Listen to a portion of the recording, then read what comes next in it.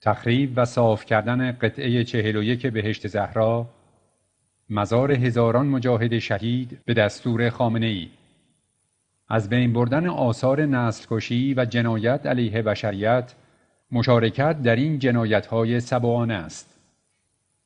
رژیم ضد بشری آخوندی به دستور خامنه‌ای در یک اقدام جنایتکارانه برای از بین بردن آثار نسل‌کشی و جنایت علیه بشریت، قطعه 41 بهشت زهرا را که مزار هزاران مجاهد خلق که در سال 1360 به دست دژقیمان خمینی به شهادت رسیدند در آن قرار دارد، تخریب کرده و با ماشین‌آلات سنگین آن را صاف‌سازی می‌کند. مأموران مافیای ترور و جنایت آخوندها وزارت اطلاعات در صحنه حضور دارند و از نزدیک شدن مردم به این قطعه جلوگیری می‌کنند.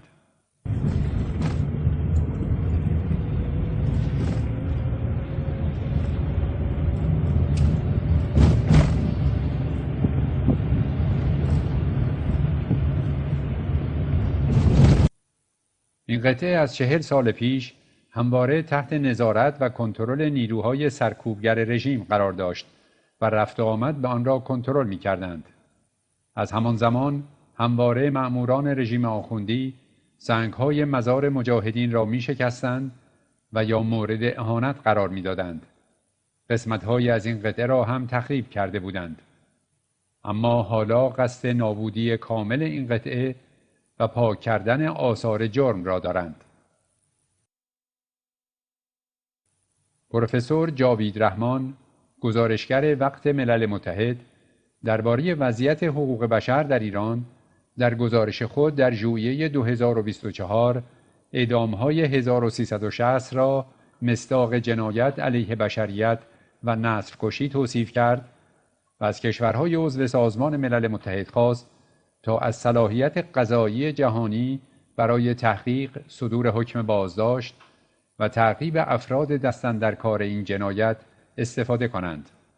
وی همچنین تأکید کرد کسانی که دستور ارتکاب جنایات فجیع که جنایت علیه بشریت و نسل‌کشی محسوب می‌شوند، به طور خاص در سالهای 1980، 1981 و 1988 و آنها را ادامه دادند، در دولت باقی مانده‌اند. مقاومت ایران با تأکید بر اینکه طبق قوانین بین المللی از بین بردن آثار جرم در نسل‌کشی و جنایت علیه بشریت به مثابه ادامه و مشارکت در این جنایت‌ها به شمار می‌رود، ملل متحد و ارگان‌های ذی‌ربط را به اقدام فوری برای جلوگیری از ادامه تخریب مزار شهیدان و قرار دادن مسئولان این جنایت‌های سبعانه در برابر عدالت فرا می‌خواند.